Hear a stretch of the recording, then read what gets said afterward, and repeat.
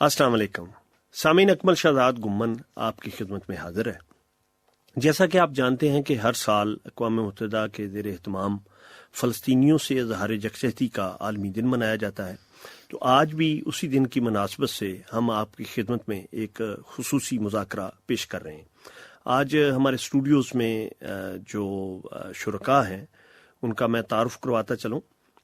سب سے پہلے خورشید احمد ندیم صاحب ہیں، جو کہ اسلامی نظریاتی کونسل سے بہت عرصے سے وابستہ ہیں، کئی کتابوں کے مصنف ہیں، ایک مذہبی اسکالر کے طور پہ، ایک کالم نگار کے طور پہ، اور ایک ٹی وی اینکر کے طور پہ یہ پورے پاکستان میں بہت معروف ہیں اور بہت سنجیدہ اور فکری اور ابلاغی طور پہ بہت عمدہ کام کے حامل ہیں۔ دوسرے جو ہمارے پارٹیسپینٹ ہیں وہ جناب ڈاکٹر عزیر احمد صاحب ہیں۔ آپ ایک اسکالر ہیں، ریسرچر ہیں اور مختلف یونیورسٹیز میں پڑھاتے ہیں۔ میں دونوں شرکاء کا مشکور ہوں کہ وہ تشریف لائے اور ہمارے اسٹوڈیوز میں اس موضوع پہ بات کرنے کے لیے یہاں تشریف رکھتے ہیں۔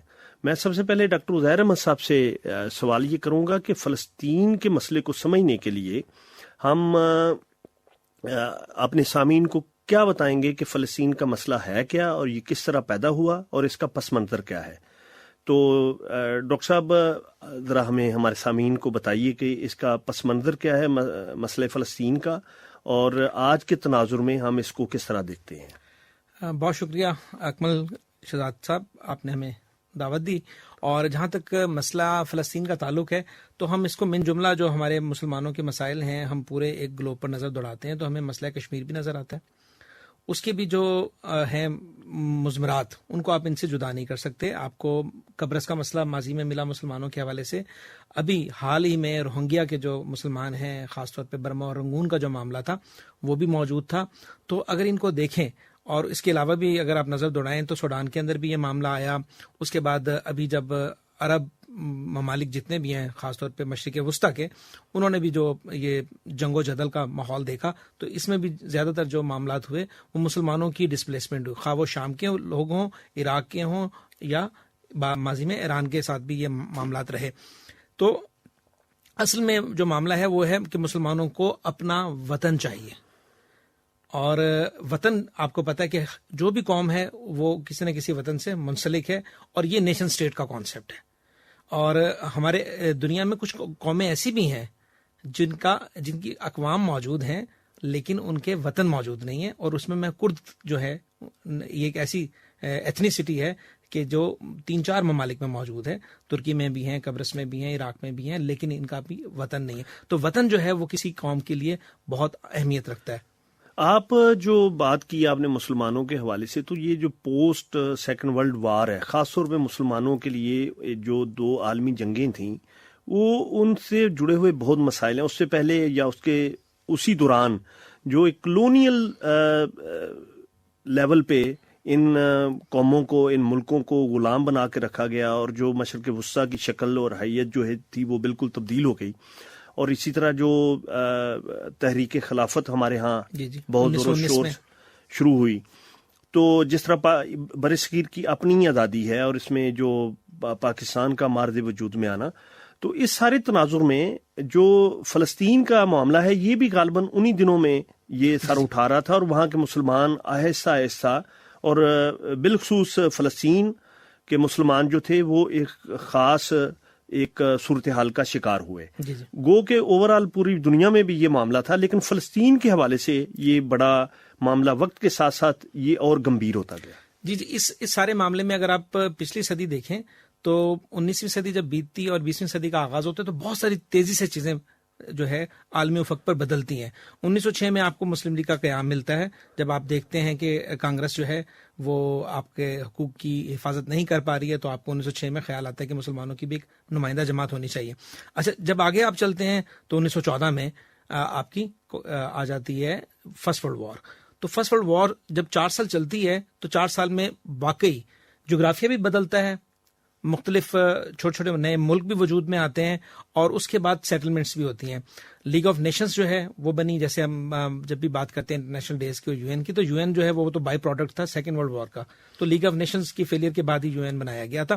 تو لیگ آف نیشنز جو ہے اس نے ورلڈ وار کے بعد برطانیہ اس میں زیادہ جو ہے انسٹرومنٹل تھا, اور انہوں نے اسرائیلی آباد کاری جو ہے پہلی جنگ عظیم کے بعد وہاں پہ کی تھی. اور پھر تھوڑا سا ہم آگے چلتے ہیں تو اب ہم پاکستان کے سینیریو میں آتے ہیں. تو پاکستان کے اندر آپ یہ مت سوچئے کہ جی 1947 سے پہلے شاید فلسطین کا کوئی نام لیوا نہیں تھا.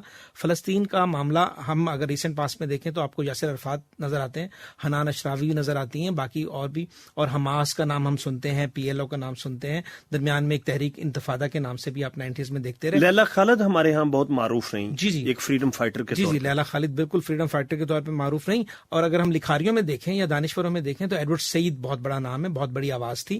اور اس کے بعد جارج عباس جو ہیں, یہ بھی نہ صرف فلسطینیوں کے بلکہ عالم اسلام کے مسلمانوں کے لیے لکھتے تھے. لیکن یہ مزے کی بات یہ ہے کہ یہ تینوں بڑے نام تھے, جارج حباش, لیلا خالد اور ایڈورڈ سعید, یہ تینوں مذہباً مسیحی تھے. جی بالکل. لیکن چونکہ ان کا کاز فلسطینی کے طور پہ, وہ ان کا اور مسلمانوں کا کاز ایک تھا کہ بھئی ان کا جو وطن ہے وہ ان سے چھینا جا رہا ہے. بالکل. تو اقوام متحدہ نے تو بہت بعد میں آ کے یہ 1977 میں یہ ریزولوشن پاس ہوئی, اور 1978 سے جو فلسطینیوں سے یکجہتی کا دن ہے وہ منایا جا رہا ہے. تو آج بھی اسی مناسبت سے ہم یہ مذاکرہ منعقد کر رہے ہیں.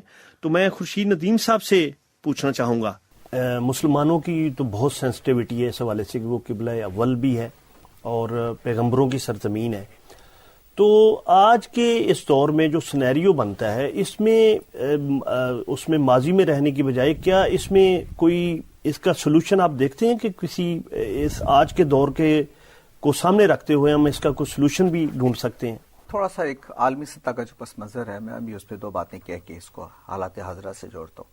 دیکھیے, جب پہلی جنگ عظیم ہوئی تھی تو اس میں خلافت عثمانیہ کے برخلاف جو محاذ بنا تھا, اس میں عرب جو تھے وہ ساتھ تھے برطانیہ کے, اور یہ جو علاقہ فلسطین کا, یہ آپ مانتے ہیں کہ یہ خلافت عثمانیہ کے زیر اثر تھا.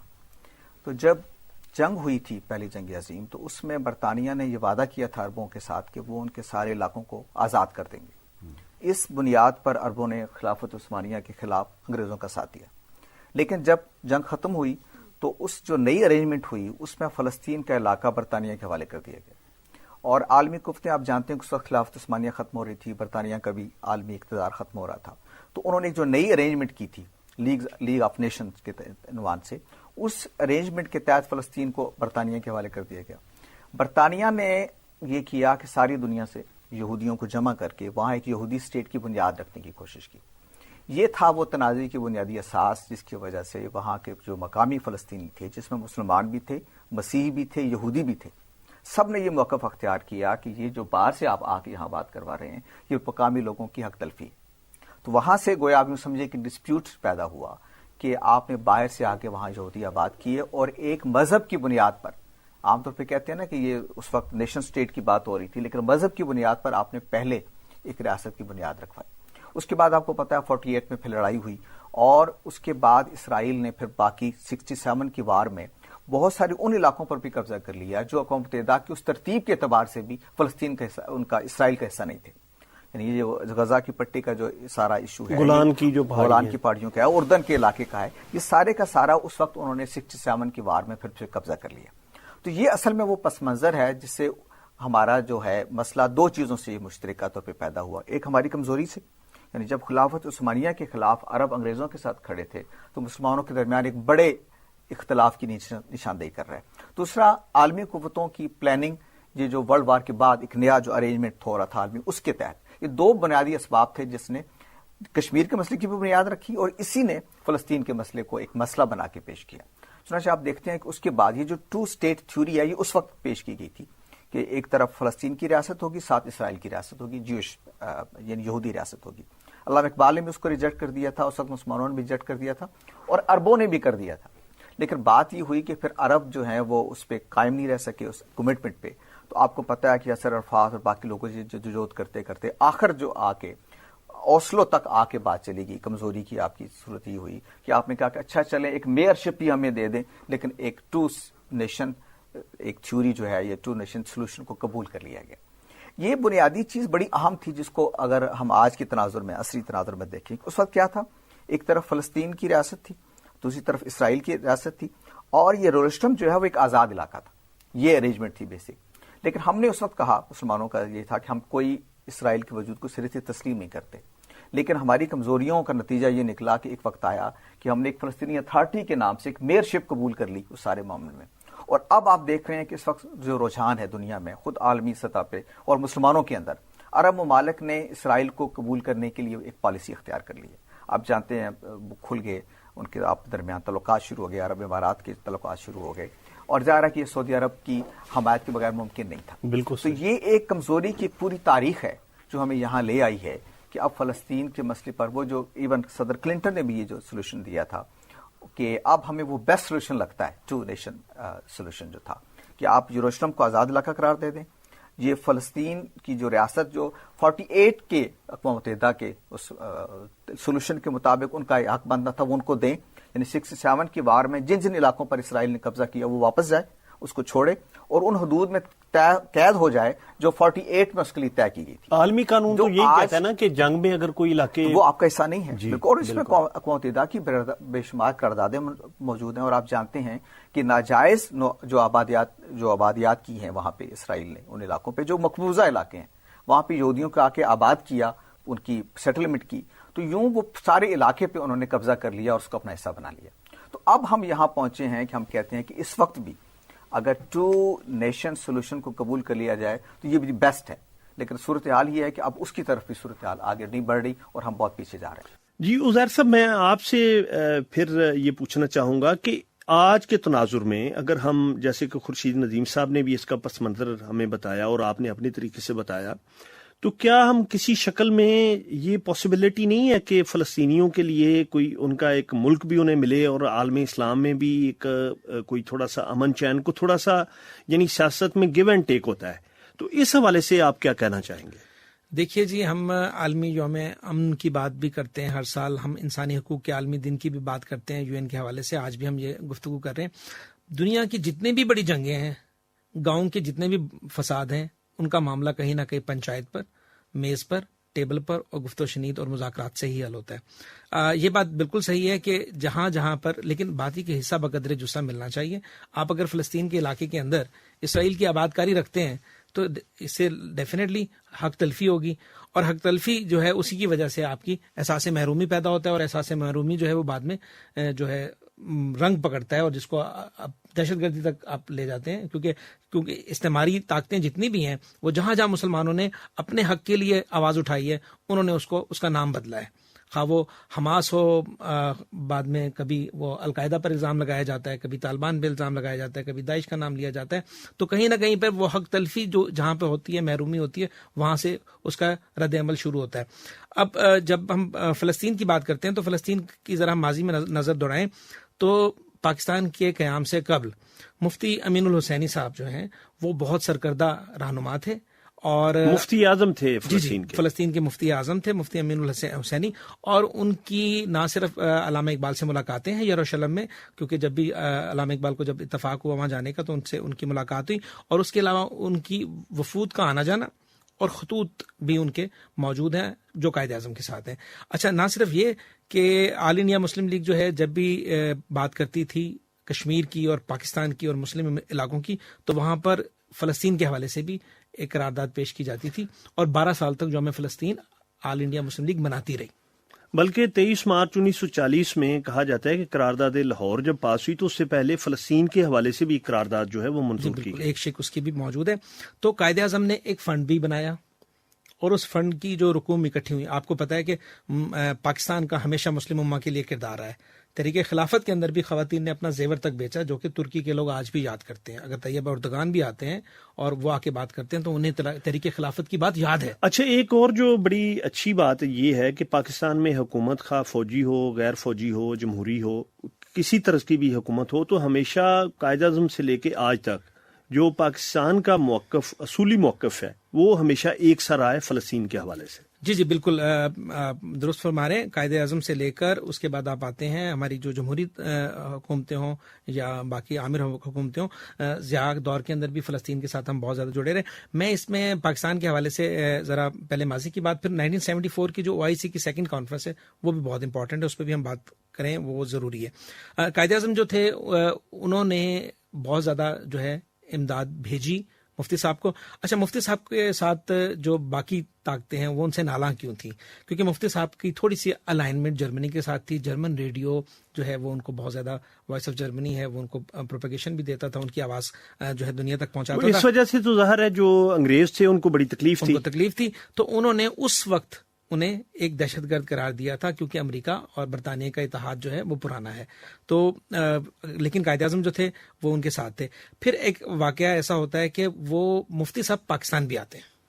مفتی صاحب جب پاکستان آتے ہیں تو پاکستان میں عباس پور آزاد کشمیر میں ایک جگہ ہے, یہ ہماری ہجیرہ اور راولا کوٹ کے درمیان ایک بہت خوبصورت سا لائن آف کنٹرول پر گاؤں ہے. تو وہاں پر جب وہ کھڑے ہوتے ہیں تو یہاں پر پاکستان کی طرف سے جو چودھری غلام عباس, یہ بھی کشمیری حریت رہنما ہے, وہ ملتے ہیں اور وہاں لائن آف کنٹرول پہ یہ ایک سمجھے عہد جو ہے وہ باندھتے ہیں, عہد و پیمان کرتے ہیں کہ آپ لوگوں نے کشمیر کے ساتھ ساتھ ہماری آواز بلند کی ہے اور ہم فلسطینی ہونے کے ناطے کشمیر کی آواز بلند کرتے رہیں گے. تو کشمیر اور فلسطین کے مسلمانوں کا امت مسلمہ کے لحاظ سے اگر دیکھا جائے تو ایک یکجان دو کالب ہے. تو یہ نہ صرف موقف کے اعتبار سے بلکہ پاکستان عملی طور پہ بھی کشمیر اور فلسطین کو ایک ہی طرح سے لیتے ہیں, اور جو عام پاکستانی شہری ہیں, جو عام پاکستانی ہے, وہ سوچنے اور سمجھنے کے اعتبار سے بھی دونوں مسائل کو اپنا مسئلہ سمجھتا ہے. جی بالکل. اب ہم جب پاکستان کی طرف آتے ہیں تو 1974 کی جو OIC کی سیکنڈ کانفرنس ہے وہ بہت زیادہ امپورٹنٹ ہے. اب اس میں اگر آپ دیکھیں اس وقت کی جتنی بھی تصاویر نظر آتی ہیں اس میں آپ کو مسلم امہ کے تمام بڑے لیڈرز نظر آتے ہیں. اس میں آپ کو بھٹو کے ساتھ فیصل باشا مسجد لاہور کے صحن میں آپ کو یاسر عرفات شاہ فیصل بھی نظر آتے ہیں, آپ کو شاہ فیصل مل رہے ہیں, آپ کو عیدی امین مل رہے ہیں, آپ کو مصر کے انور سادات مل رہے ہیں, آپ کو باقی سب مسلم امہ ساری اکٹھی تھی, بنگلہ دیش کے بھی لوگ موجود ہیں, کرنل قذافی بھی موجود ہیں. جہاں تک پاکستان کی آپ بات کریں حرارے کی یا پاکستان کی جو حکومتیں ہیں تو ان میں ایک تھوڑا سا پیچ ہمیں ملتا ہے جہاں پہ تھوڑا سا سافٹ کارنر آیا تھا فلسطین کے معاملے پہ اور اسرائیل کی حمایت میں. خورشید قصوری اپنی کتاب میں بھی اس کو لکھتے ہیں, اور مشرف دور میں بیک ڈور ڈپلومیسی کا لفظ بھی استعمال کیا جاتا ہے کہ تھوڑا سا سافٹ ہوئی تھی. لیکن اس کے بعد جب واپس ہم آتے ہیں جمہوری دور میں, اور یہ جو ہم نے, اور خاص طور پہ جو ہماری اس وقت کی حکومت ہے تحریک انصاف کی, یہ بھرپور طریقے سے جو ہے ووکل ہے, اور UN اسمبلی میں وزیر اعظم کا خطاب ہو تو وہاں نہ صرف کشمیریوں کے لیے آواز بلند کی جاتی ہے, وہاں نہ صرف جو ہے حضور صلی اللہ علیہ وسلم کے حوالے سے بات کی جاتی ہے اور ان کے ناموس رسالت کا معاملہ ہوتا ہے, اور ساتھ ساتھ فلسطینیوں کے مسلمانوں کی بھی آواز بھرپور طریقے سے یونائٹڈ نیشن کی جنرل اسمبلی میں پاکستان کی طرف سے اٹھائی جاتی ہے. دیکھیں, سیاست یا جو دنیا میں آنے والی تبدیلیاں ہیں وہ زمینی حقائق سے تعلق ہو کے نہیں چل سکتی. جب مشرقی پاکستان الگ ہوا آپ سے تو ہم شروع میں یہ کہہ رہے تھے کہ ہم اس کو نہیں مانیں گے, بنگلہ دیش نامنظور, یہاں بھی بڑی تحریک اٹھ رہی تھی, لیکن عرب وغیرہ بھی ہمارے ساتھ تھے, باقی ملک بھی ہمارے ساتھ تھے. لیکن جب پاکستان نے یہ فیصلہ کر لیا کہ ہم نے بنگلہ دیش کو ماننا ہے تو اس کے بعد ظاہر ہے کہ باقی دنیا نے تسلیم کرنا ہی تھا. وہ جو بنیادی مقدمہ جن کا ہے وہ اگر مقدمہ نہیں لڑیں گے تو یہ مسئلہ آگے نہیں بڑھ سکتا. اب میں آپ سے عرض کروں کہ فلسطینیوں کا دوسرا ایشو کیا ہے. ایک تو وہ جو ہم نے اس کے پس منظر میں بیان کی تاریخی, دوسرا یہ ہے کہ وہاں خود فلسطینی دو دھڑوں میں بٹے ہوئے. 87 میں جب انتفاضہ شروع ہوئی اور حماس وغیرہ شروع ہوا تو آپ کو پتہ ہے PLO اور یہ دو الگ پوری ایک ویوز ہیں, جو خود جو عباس صاحب تھے ان کے ہاں اور پھر حماس کے لیڈروں کے درمیان خلفشار رہا. پھر یہ جو بلدیاتی الیکشن ہوئے اس میں حماس جیتی اور پھر ایک پرابلم پیدا ہوا. مسئلہ یہ ہے کہ بہت ساری چیزیں جو ہم کو کرنے کی ہیں وہ ہم نہیں کر پا رہے, نہ عالمی سطح پہ کوئی پلیٹ فارم ہے. جیسے دیکھیں نا, کشمیر کا مقدمہ پاکستان کو تنہا لڑنا پڑتا ہے, کوئی کہیں سے کوئی سپورٹ آپ کو نہیں ملتی. ایگزیکٹلی فلسطین کا ایشو یہ ہے کہ ہم تو کھڑے ہیں اس کمٹمنٹ پہ جو قائد اعظم نے کی تھی, جو علامہ اقبال نے کی تھی, جو بعد میں ہمارے لیڈرز نے, بھٹو صاحب کے دور تک آپ کہہ سکتے ہیں کہ عملی مدد بھی ہم ان کی جو کرنے کی پوزیشن میں تھے وہ کر رہے تھے. اب صورتحال یہ ہے کہ جو دنیا کا بدلتا ہوا سینیریو ہے اس میں آپ ایک ایسی جگہ پہ کھڑے ہو گئے ہیں کہ فلسطین کا ایشو بہت پس منظر میں چلا جانا شروع ہو گیا, اور وہ کہیں اب ظلم اس طرح سے ہوتا ہے ابھی بھی, لیکن کہیں رپورٹ نہیں ہوتا, کہیں اس طرح اس کی موومنٹ پیدا نہیں ہوتی جو اس پہ. بلکہ میں یہ کہوں گا، میر صاحب اس کو بہتر سمجھتے ہیں، کہ جو عالمی سطح پہ ایک بائیں بازو کی موومنٹ ہوتی تھی، پی ایل او اصل میں بیسیکلی اس عالمی سطح پہ بائیں بازو کی موومنٹ کا تعلق تھا اس کے ساتھ. وہ بائیں بازو کی موومنٹ نے اس کو انٹرنیشنلی زندہ رکھا ہوا ہے، فلسطین کی ایشو کو آج بھی مسلم دنیا نے نہیں رکھا ہوا، اور اس کا کانٹیکسٹ دوسرا ہے، وہ جو ایک انٹرنیشنل پالیٹکس ہے اس کانٹیکسٹ میں رکھا ہوا ہے. کہنا یہ ہے کہ عملی زندگی نے آپ کو وہاں پہنچا دیا ہے کہ فلسطین کا ایشو بھی آپ گویا دیوار کے ساتھ لگتے لگتے جہاں تک پہنچ گیا کہ آپ ایک میئرشپ کی سطح پہ چلے گئے. تو بڑا ضروری ہے کہ کوئی ایسا سولوشن آپ تلاش کریں جس میں جو کچھ آپ کے پاس ہیں، وہ جو فیض صاحب نے کہا تھا کہ جو بچے ہیں سنگ سمیٹ لو، تنے داغ داغ لٹا دیا. وہ جو آپ سب کچھ لٹا چکے، کب ایسا تو نہ ہو کہ پہلے آپ چلے تھے اسرائیل کو نامنظور اور اب کرتے کرتے یہاں آ گئے کہ اسرائیل کو نہ صرف منظور کر رہے ہیں بلکہ لگتا یہ ہے کہ اس کو علاقے کا تھانے دار اور آپ نے ٹھیکیدار بھی قبول کر لیا. اچھا ڈاکٹر عزیر صاحب، ایک یہ ذرا بتائیے گا کہ ایک جس طرح کے متحدہ عرب امارات یا جو عرب ممالک ہیں، ان کا تھوڑا سا سافٹ کارنر لگ رہا ہے حالات کے اور وقت کے ساتھ ساتھ کہ وہ اسرائیل کو تسلیم کرنے کے حوالے سے یا تعلقات کو بہتر کرنے کے حوالے سے وہ تھوڑا آگے بڑھ رہے ہیں. تو یہ ایک سوال، ایک ایکیڈیمک سوال کے طور پہ پاکستان اس میں یعنی کہاں کھڑا ہے اس فلسطین کے معاملے کو لے کے اپنی سفارتی جو موقف ہے اس کے اعتبار سے؟ میں اس میں آپ کو ایک آغا ناصر صاحب کو اتفاق ہوتا ہے، وہ بیروت بھی جاتے ہیں، فیض احمد فیض سے بھی ملتے ہیں، یاسر عرفات کا انٹرویو بھی کرتے ہیں، اور بھی ہمارے بہت سارے لوگ ہیں جو یہاں سے مختلف کانفرنسز کے سلسلے میں وہاں جاتے رہے. تو یاسر عرفات صاحب نے بھی ایک دفعہ پاکستان کے حوالے سے اس بات کا شد و مت سے اظہار کیا ہے کہ ہمیں جو حمایت پاکستان سے ملتی ہے وہ شاید مڈل ایسٹ سے، مشرق وسطیٰ اور عرب ممالک سے اتنی نہیں ملتی ہے. تو ہمارا اگر واحد ہماری امید کی کرن ہے وہ پاکستان ہے، اور اس کا انہوں نے بارہا اظہار کیا جب بھی پاکستان کے وفود جاتے رہے، پاکستان کے سربراہان جاتے رہے، یاسر عرفات سے ملتے رہے. تو یہ انٹرویوز بھی موجود ہیں اور ان کے یہ رائے بھی موجود ہے. اور ہم جہاں تک کشمیر کی بات کر رہے ہیں، اگر ہم 1931 سے کشمیر کی حق میں بات کر رہے ہیں اور 1947 کے بعد اور 1948 کی جنگ کے بعد خاص طور پہ، تو معاملہ جو فلسطین کا اس کے لیے بھی ہمارا مسلسل چل رہا ہے. ہماری پاکستان کے اندر آپ دیکھیں جتنی بھی سیاسی جماعتیں ہیں، اپوزیشن کی جماعتوں میں بہت ساری جماعتیں ایسی ہیں جن کا فلسطین کے حوالے سے بھی اور کشمیر کے حوالے سے بھی ان کے منشور میں چیزیں شامل ہیں. خورشید صاحب، ذرا یہ بتائیے گا کہ جو دنیا بھر میں آزادی کی تحریکیں ہیں وہ کس طرح شروع ہوتی ہیں؟ ساری دنیا میں آپ ٹیررزم پہ، ایکسٹریمزم پہ ریسرچ کرتے ہیں، امریکہ بھی کرتا ہے. کبھی اس پہ لوگ غور نہیں کرتے اور امریکہ بھی نہیں کرتا کہ ٹیررزم پیدا کیوں ہوتا ہے. یہ حق تلفی سے پیدا ہوتا ہے دنیا بھر میں. اسی کشمیر میں آپ کہتے ہیں عسکری موومنٹ ایک دم سے نہیں شروع ہوئی.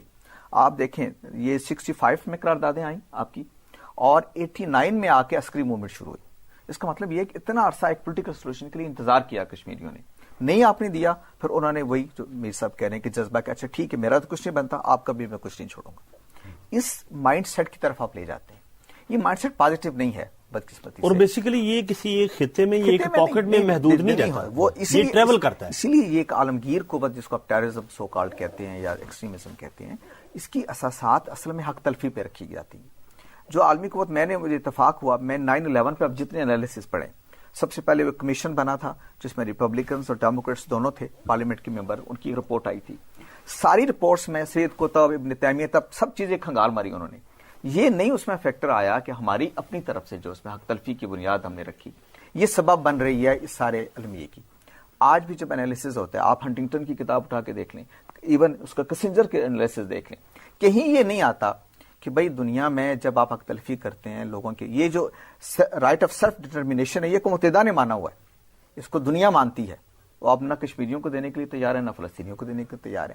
یہ وہ فیکٹر ہے جو دنیا میں جب تک یہ باقی ہے، ٹھیک ہے وہ مرتے رہیں گے لیکن امن نہیں آ پائے. ڈاکٹر عزیر صاحب، میں آپ سے ایک اور یہ بات پوچھنا چاہوں گا، اور میں سامعین کو بھی میں اس میں شامل کرتا چلوں کہ دوسری بات یہ ہے کہ اگر فرض کریں جس طرح دنیا بھر میں جنگیں خدا نخواستہ اگر کہیں ہوں تو اس میں یہ ہوتا ہے کہ جو مقبوضہ علاقے ہیں وہ ہمیشہ واپس آ جاتے ہیں.